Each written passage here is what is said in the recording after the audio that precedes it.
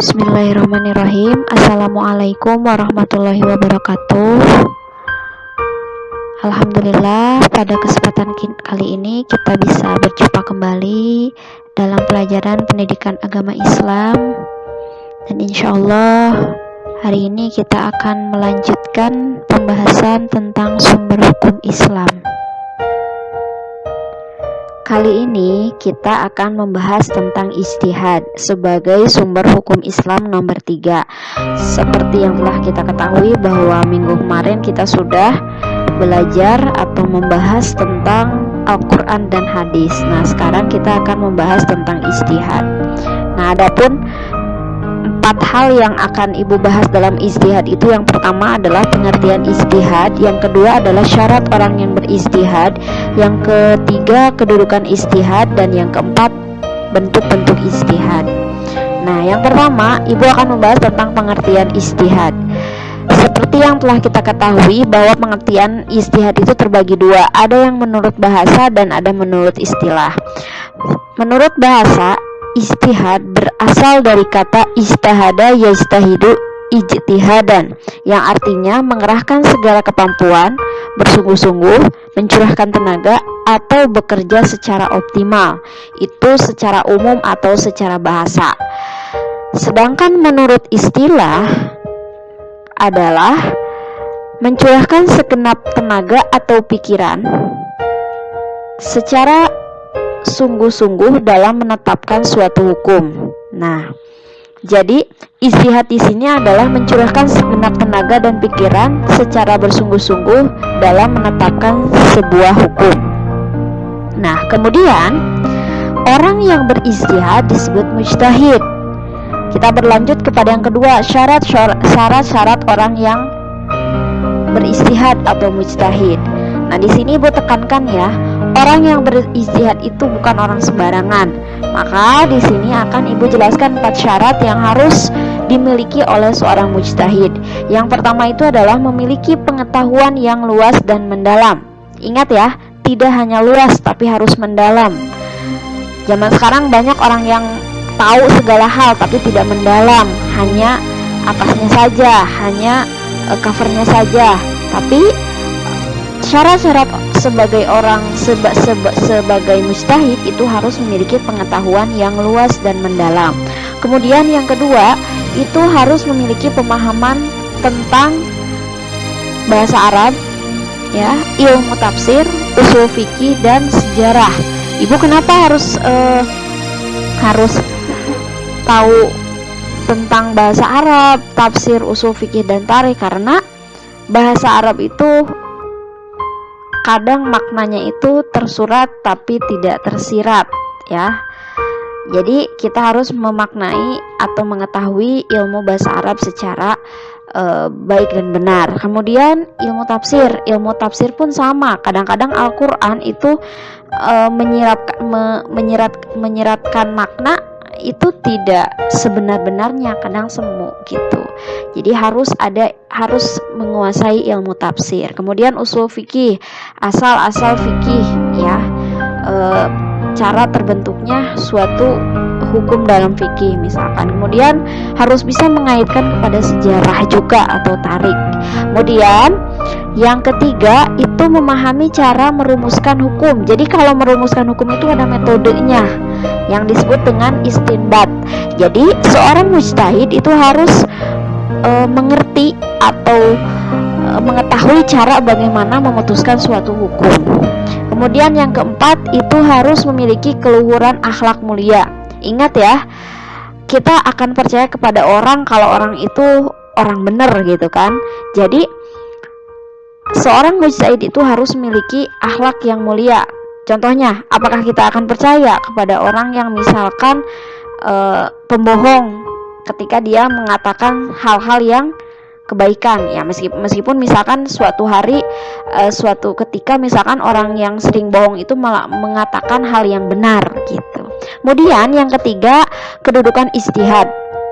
Kedudukan ijtihad itu adalah sumber hukum Islam nomor 3. Yang nomor 1 adalah Al-Quran, dan yang nomor 2 hadis, dan yang ketiga itu adalah ijtihad.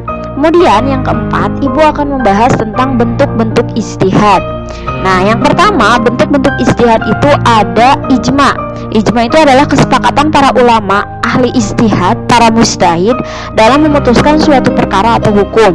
Nah, misalkan contohnya nih, ketika zaman sahabat ya, para mujtahid atau para mujtahid itu merundingkan untuk bersepakat menghimpun Al-Quran menjadi mushaf ya. Jadi alhamdulillah sampai saat ini Al-Quran bisa kita baca dengan mushaf. Kemudian yang kedua itu bentuk ijtihad ada qiyas. Qiyas itu adalah mempersamakan masalah baru yang tidak terdapat dalam Al-Quran dan hadis dengan yang sudah terdapat dalam Al-Quran dan hadis karena memiliki kesamaan karakter. Misalkan dalam Al-Quran itu ada kata khamar ya, khamar itu adalah sejenis minuman keras. Tapi kan misalkan tuh sekarang itu tidak ada bahasa khamar misalkan, tapi kan sekarang itu khamar itu kan karakternya itu memabukkan, menghilangkan kendali dan lain sebagainya. Nah sekarang itu ada misalkan produk baru, brandy, whisky, vodka dan narkoba dan lain-lain. Nah bentuk-bentuk itu dikiaskan kepada khamar. Oh, segala hal yang menghilangkan ingatan atau menghilangkan kesadaran yang tidak baik itu dikiaskan kepada khamar. Oh, itu berarti tidak boleh. Kemudian yang ketiga itu maslahah mursalah, yaitu penetapan hukum yang menitik beratkan kepada kemaslahatan atau kemanfaatan.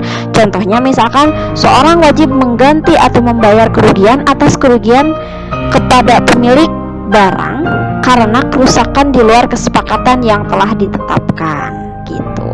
Jadi ini sudah dijelaskan ya sama ibu semuanya. Jadi dari mulai pengertian, syarat, orang yang berijtihad, kedudukan ijtihad, sampai bentuk-bentuk ijtihad. Kemudian pembagian hukum Islam itu ada dua. Yang pertama ada hukum wad'i dan yang kedua itu ada hukum taklifi. Hukum wad'i adalah hukum yang berkaitan tentang perintah Allah yang merupakan sebab, syarat, atau penghalang bagi adanya sesuatu. Sedangkan hukum taklifi yaitu hukum yang berkaitan dengan perintah atau larangan. Hukum taklifi terbagi 5. Yang pertama ada wajib atau fardu, yang kedua sunnah atau mandub, yang ketiga haram atau tahrim, yang keempat makruh atau karohah, dan yang kelima mubah atau al-ibahah. Nah, mungkin ada yang bertanya, ibu itu maksudnya fardu apa, mandub apa, tahrim apa, karohah apa, ibahah itu apa? Nah, itu adalah istilah dari usul fikihnya. Nah, kita pertama bahas dulu tentang wajib ya, wajib atau fardu. Wajib itu bisa diartikan dengan apabila dikerjakan mendapat pahala dan apabila ditinggalkan mendapat dosa. Ini memang sudah sangat gampang ya, maksudnya sudah kita sering dijumpai, contohnya seperti perintah sholat, perintah puasa, zakat, atau haji gitu. Kemudian misalkan sholat, contohnya sholat, kan sholat itu sudah jelas ya, sholat wajib khususnya apabila ditinggalkan kita mendapat dosa dan apabila kita kerjakan kita mendapat pahala. Nah, pertanyaannya, haji emang wajib? Ya wajib bagi yang mampu. Kemudian yang kedua itu sunnah atau mandub. Nah, sunnah itu bisa juga diartikan apabila dikerjakan mendapat pahala dan apabila ditinggalkan tidak menjadikan dosa gitu. Nah, di sini contohnya seperti sholat rawatib, tahajud, duha dan lain sebagainya. Kemudian ada puasa sunat Senin Kamis dan masih banyak lagi hal-hal sunat yang insya Allah kita sering lakukan. Kemudian yang ketiga itu haram atau tahrim.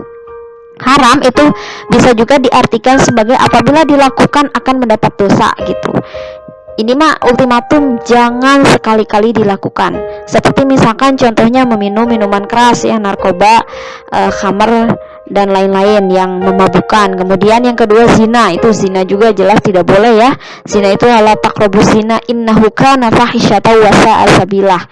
Zina itu adalah perbuatan yang sangat keji ya. Jadi lebih baik ditinggalkan atau harus ditinggalkan karena hukumnya itu adalah haram. Kemudian yang keempat itu adalah makruh. Makruh itu karohah kalau dalam bahasa usul fikihnya ya, yaitu bisa diartikan jika dikerjakan tidaklah dosa tetapi dilakukan akan mendapat pahala, seperti makan makanan yang beraroma tidak sedap, misalkan jengkol, petai dan lain sebagainya, kan itu tidak diharuskan, tapi kalau dilakukan mendapat pahala. Kemudian yang kelima itu mubah atau al-ibahah. Mubah itu bisa dikategorikan atau bukan dikategorikan, disederhanakannya itu adalah boleh, jadi tidak berdosa dan tidak berpahala apabila dikerjakan, misalkan minum kopi, makan roti, tidur di kasur dan lain sebagainya gitu. Jadi boleh dilakukan. Ibu kenapa sih ini boleh dilakukan? Karena mungkin hal-hal tersebut mungkin ada zaman Nabi, mungkin juga tidak ada pada zaman Nabi gitu. Sekian dari Ibu ya. Mungkin ini pembahasannya sangat singkat, semoga bermanfaat, semoga kalian mengerti juga. Jadi dari bahasan kita di awal Al-Quran, hadis, ijtihad sampai pembagian hukum Islam, hukum wad'i dan taklifi, kalian harus pahami dengan benar, kalian harus pahami dengan benar, harus dengan jelas. Apa-apa yang kalian tidak mengerti bisa ditanyakan ke Ibu di kolom komentar. Terima kasih, semoga hari kalian indah, tetap bahagia, jaga kesehatan. Wassalamualaikum warahmatullahi wabarakatuh.